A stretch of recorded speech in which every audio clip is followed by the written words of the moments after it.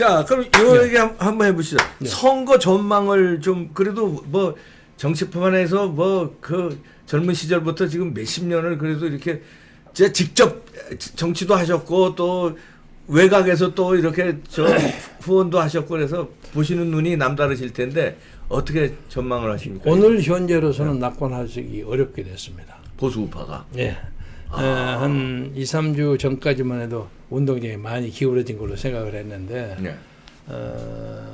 특히 이제 제1요인은 미래통합당의 그 비례대표를 뽑는 파동. 그 전에 뭐 김명호 공천위원장의 뭐 사천 논란. 근데 그것은 저는 그 처음에는 김명호 그 위원장의 공천 작업을 굉장히 긍정적으로 평가했어요. 저도 그랬습니다. 왜냐하면 처음에는 제가 지목했던 탄핵 주적 그리고 탄핵을 끌어오는데 책임이 있는 이쪽 날렸잖아요. 그걸 다 열거했는데 그 사람을 다 제거해 줬어요. 그래서 김용호하고 내가 전화한 적도 없는데 그래도 일반 상식에 맞는 걸 해주는구나 하고 칭찬을 했는데 그 다음에 무슨 강남 울궁가 어딘가를 시작해서 이상한 사람을 도저히 상상할 수 없는 일을 해서 이게 사천이 들어갔다. 사천이 들어갔다. 적당한 사람을 해야지. 그러니까요. 그러니까 뭐 자기가 그만두고 손 들고 나가버렸는데 그만해도 저는 제 국민들이 뭐 그만하면 됐다 하는 입장이었던 것 같은데 그 다음에 한성규 비례 한국당 한성규 거기에서 그냥 와장창 우습게 돼가지고 그 표를 많이 깎아 먹었습니다. 그런데다가 우리 그 황교안 대표가 양쪽을 뛰다가 보니까 그러니까 자기 지역구하고 전체 선택과 집중의 문제에서 그 에너지가 부족한 걸 느꼈고 그 사이에서 이제 새로운 공천 선거대책위원장 영입을 한다고 어쩌고 하는 과정에서 그 김아무개 사람 그 선거꾼인데 이 사람을 했다는 것 때문에 난 개인적으로 또 잘하는 선배입니다. 근데 함부로 얘기하기 미안합니다만 보수의 유권자들이 비위가 많이 상했던 것 같아요. 아니 세상에 할 일이 없어 그 사람을 또 부르냐? 그렇죠? 그 사람이 문재인을 이렇게 올려준 사람인데 세상에 인물이 그렇게 없냐? 이런 것에 대해서 비위가 많이 상했던 것 같아요. 그런 것이 있고 저쪽 편에 더불어민주당도 좀 가관이에요. 저기서 가관인데 쟤들은 가관이긴 가관이지만은 조직적으로 움직이기 때문에 자기 표를 이렇게 쓸어 담는 데는 흐트림이 없습니다. 이게 행태의 차이입니다. 자기들은 지금 더불어민주당 이름 아닙니까? 하나는 더불어를 잡고 하나는 민주당을 잡았더라고요. 비례가. 그러니까요. 더불어시민당. 그다음에 미래민주당. 난 세상에 열린민주당. 세상에 이런 코미디가 어디 있는지 모르겠어요. 그리고 어느 것이 정통인가가 애매하고. 그러니까 예를 들면 정몽주 전 의원이 미래 그게 손의원이가 같죠. 그쪽 사람들은 정봉주하고 행정관 행정관 청와대 비서관 최강서인가 그쪽 팀들 그쪽 공직비서관 그쪽 팀들은 그쪽을 미는 사람 조국파죠. 조국파들은 이쪽에 비례대표에 만족 못하는 거예요. 그러니까 표가 다르다는 것을 이해찬이가 판가름 한 거예요. 그러니까 조국파는 여고 찍고 조국 죽어도 안 되겠다는 사람 이쪽 필요라. 그래서 사표를 만들지 않겠다는 작전인 거예요. 그러니까 양쪽을 다 먹어서 나중에 합치면 그 결국은 민주당 파가 될 거 아닙니까? 그렇지만 교묘한 술책임도 그것도 굉장한 술책임. 그러니까 양쪽 다 먹으려는 거 아니에요? 그렇죠. 조국을 좋아하는 사람들의 이쪽에 도저히 찍지 못하겠다는 사람 안 찍어버릴 수 있죠. 그렇죠. 그렇지만 이쪽 사람 중에 아예 조국 같은 애들은 나 찍기 싫다 하는 사람은 이쪽으로 찍는 거예요. 그러니까. 이걸 다 걷어 먹는다. 그러니까. 팥과 콩을 다 수확하겠다는 작전입니다. 그러니까. 요건 먹지만은 표는 흐트러지지 않습니다. 그렇죠. 그래서 이런 문제에 대해서 전략적으로 이쪽이 좀 밀린다 하는 느낌이 들고 코로나가 또 이게 또 변수예요. 이상하게 됐어요. 방해가 됩니다. 이상하게 됐어요, 이게. 처음에는 이제 코로나 대처를 잘못했다고 해서 이제 정부에 비난이 많이 갔는데 요새는 이제 코로나에 대한 예산 풀고 매일 아침 저녁 발표하고 하니까 이건 we are in control 소리 우리가 이 컨트롤한다는 느낌을 보여주니까 야당은 별로 한 일이 없어. 그래 그나마 야당이 하는 것 중에 점수 따는 사람은 누구요? 안철수예요. 예, 그러니까. 안철수 착 올라가잖아요. 네. 국민의당 지지율 올라갔어요. 그러니까 이쪽에 미래통합당이 코로나 문제에 대해서 너무 대책이 없어 소극적이에요. 하다못해 쇼는 아니겠지만 자기들이 걷는 단 몇만 개의 그 마스크라도 대구로 보낸다거나 아니면 황교안 대표가 거기 좀 갔다 온다거나 그런 게 있어야죠. 그런 적극성이 없어. 국민들은 아주 민감하거든. 지금이라도 갔다 와야 한다고 생각해요. 네. 지금이라도. 그리고 안철수 뭐 의원은 뭐 꼭 그런 건 아니겠지만 딱 갔다 와서 지금 15일 동안 딱 집에서 자가격리하고 있잖아요. 네. 그래서 그 가만히 앉아서 점수가 올라가는 거야. 이거 또 독특한 선거 전략이야. 나 놀랬어요. 그래서 이런 전반적인 것으로 봐서 저는 제1당 되는 게 쉽지 않다고 생각합니다. 아, 통합당이 일당이 예. 쉽지 않다고 봅니다. 쉽지 않다고 생각하고 우리 이제 기독교 세력하고 연대를 한 셈이니까 네. 그러니까 연대를 한 셈은 다시 말하면 미래통합당이 정광훈 목사의 이 광화문 세력이 이 야권의 본진이라는 걸 인정한 겁니다. 그렇죠? 다른 사람들이 뭐 좋은 일에 가서 저 공천 중단해라 우리하고 협상하자 그랬는데 노 그랬잖아요. 노 땡큐 이랬는데 이쪽으로 인정한 건 잘했다고 생각해요. 네. 그래서 거기에 플러스 알파가 많이 되리라고 생각합니다. 그러나 겸손하게 그리고 코로나 문제에 대해서 적극적인 자체 그렇다고 돈을 막 퍼주는 것에 대해서 너무 시비 걸면 또 사람들이 싫어합니다. 왜 네가 돈 준 거 아닌데 왜 그러냐 이런단 말이에요. 그런 것을 지혜롭게 돌리면서 이 선거를 좀 끌어가는 홍보전 이런 것을 좀 더 잘해야 할 필요가 있다. 그리고 우리에게도 비교적 잘합니다만은 그 황교안 대표가 개인적으로 우리가 서운한 것은 정광훈 목사의 구속 이유 중에 하나가 황교안을 중심으로해서 뭉쳐라 하는 것이 선거법 위반이에요. 네, 그렇죠. 그런데 그 당사자인 황교안은 한 번도 그것에 감사하는 말도 안 하고 정광훈 석방이라는 말도 안 하고 아무 노 코멘트를 이러고 안 해요. 내가 오늘 이거 지적하고 싶어요. 그렇게 의리부동해갖고 어떻게 대한민국의 제1당을 대표한다는 사람이 될 수 있습니까? 냉정하게 엄중하게 얘기합니다. 우리 표는 그 지역구에 준다 이거야. 그러나 표를 끌어가는 사람이 그런 정치적 수사 하나 없이 어떻게 책임 있는 정치를 합니까? 이 문제를 저는 꼭 지적하고 싶습니다. 지금이라도 정광훈 목사 석방하라는 얘기는 황교안 대표가 해야 된다. 엊그제 그게... 박영준 선대위원장 만나서 제가 그 네. 얘기했습니다. 근데 아직 안 나왔어요. 네. 뭐 우리가 그 얻어먹었고 목마른 사람이 뭐 샘물 마시듯이 뭐 우리가 해결되는 것이 아니라 자기의 정치적 행위로서 당연히 해야죠. 네. 그렇지 않습니까? 그리고 거기에 그 양반도 법조인인데 거기에 있는 6가지, 7가지의 그 이유라는 게 웃기는 이유예요. 웃기는 거.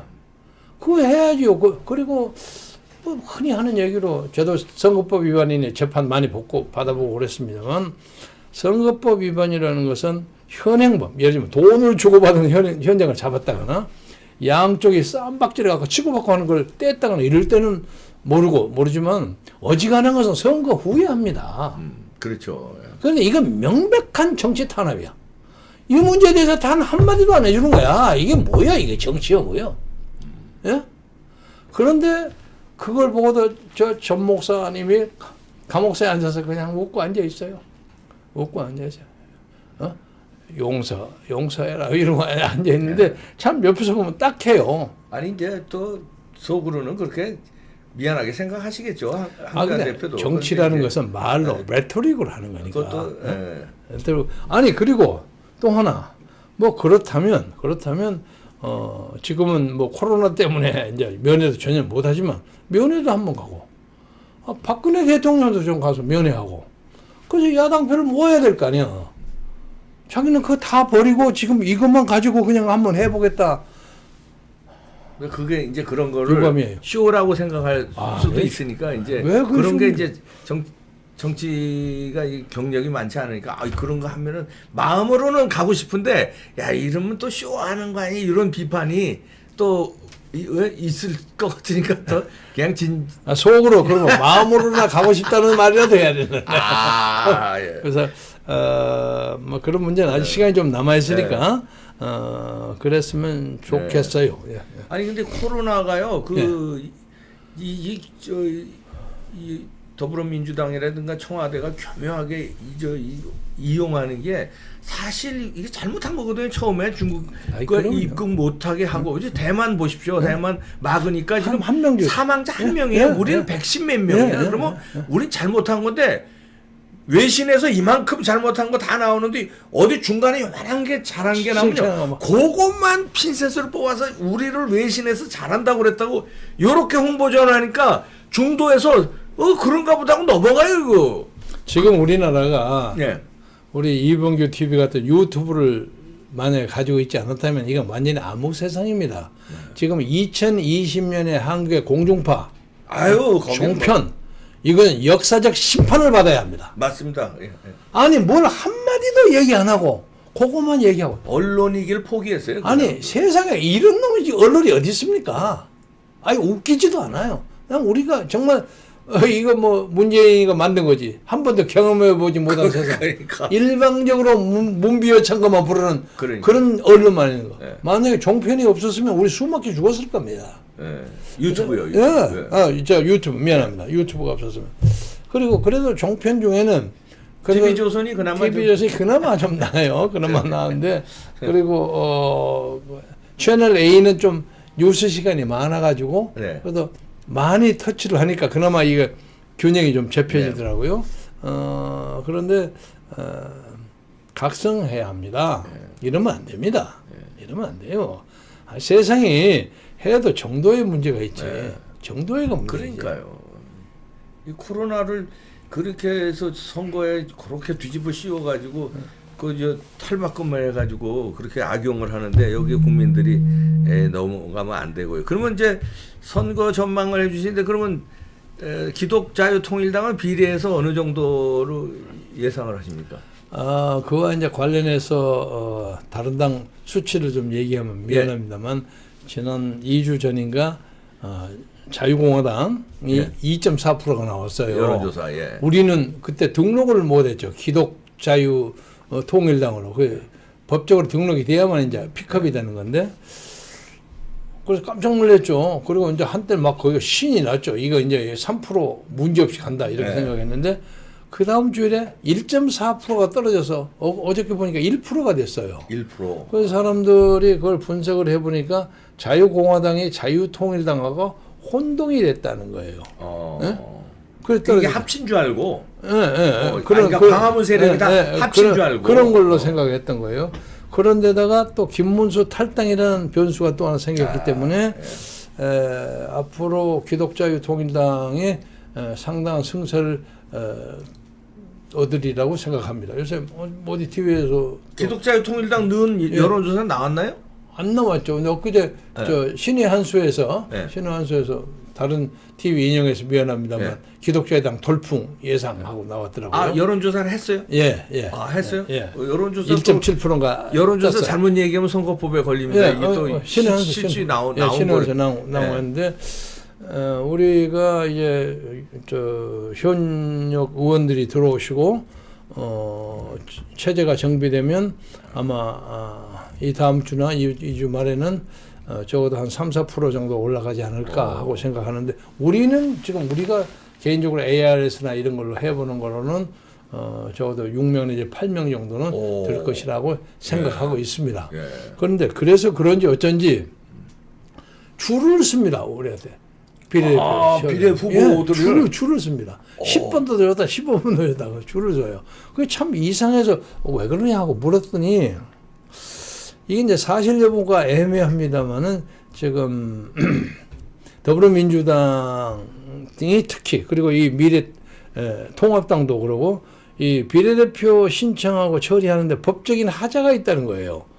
그런 어느 순간에 선거관리위원회에서 이 서류 못 받겠다 하는 사태가 벌어질 수도 있다 하는 풍설이 막 돕니다.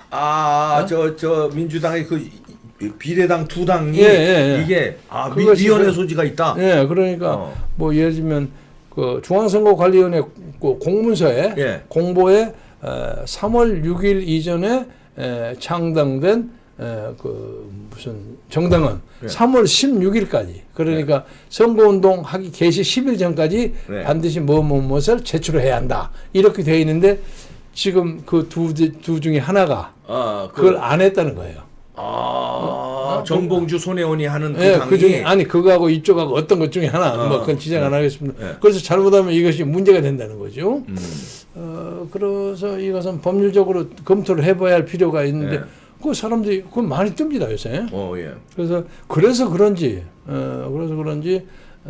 그 나중에 파란이 일어날 가능성이 있고 또 선거관리위원회에서 무슨 말로 이걸 말을 돌릴 자기들이 공보가 두 장이나 나왔어요. 3월 16일까지 해야 한다 이렇게.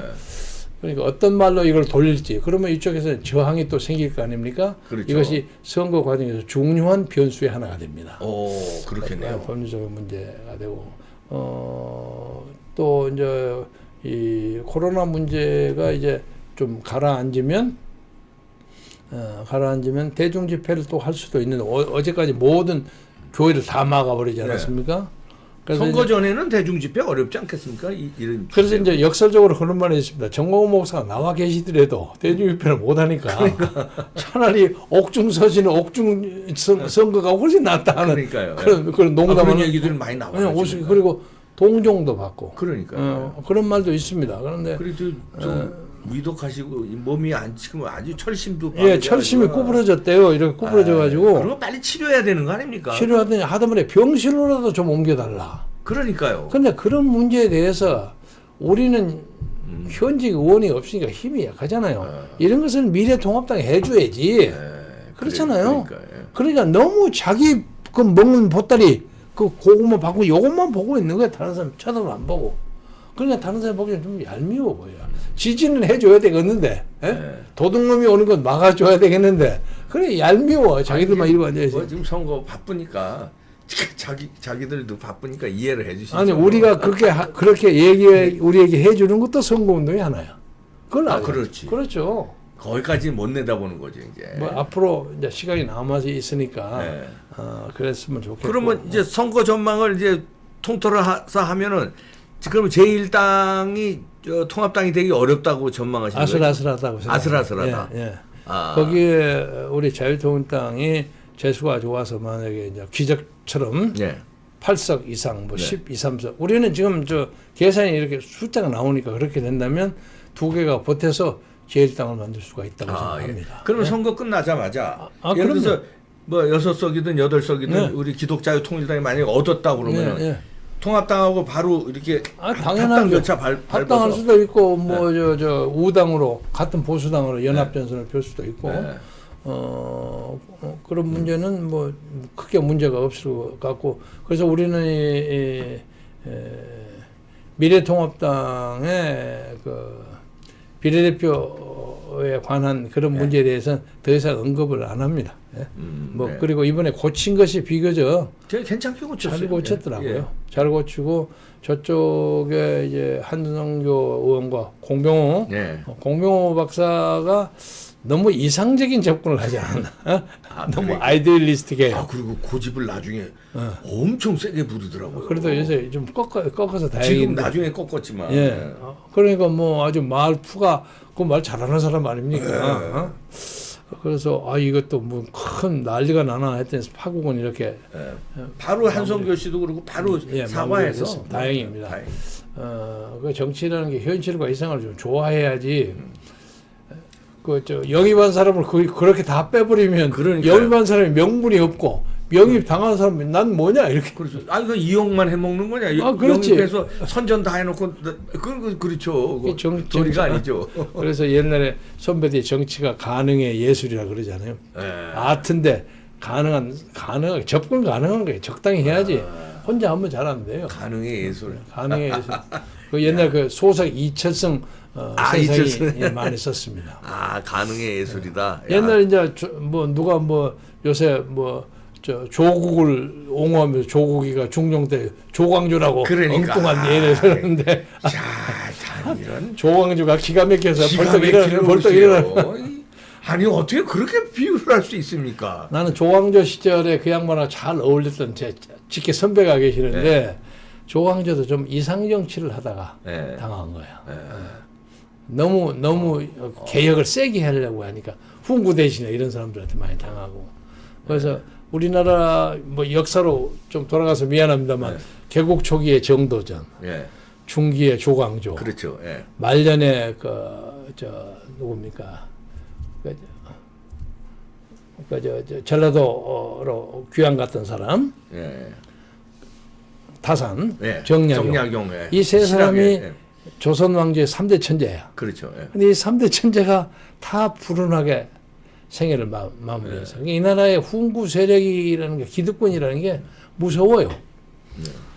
또 지나가는 얘기로 얘기하면 실지를 회복하자, 만주를 회복하자고 북진을 하자는 사람은 예외 없이 이상하게 생명을 잃었습니다. 이완 대장도 그러고, 그러네요. 효종도 그러고. 그러네요. 그러니까 훈구 대신 그 친명파 이런 사람들이 독살설도 있고 여러 가지 많잖아요. 그러니까 우리나라에 개혁을 하겠다는 사람들은 그 생애가 다 그렇게 비극적이야. 이것이 우리 역사의 어떤 정체성을 가져오는 주요한 요인이 아닌가. 이거 후학들이 반성해야 할 문제라고 생각합니다. 그러네요. 정치란 가능의 예술이다.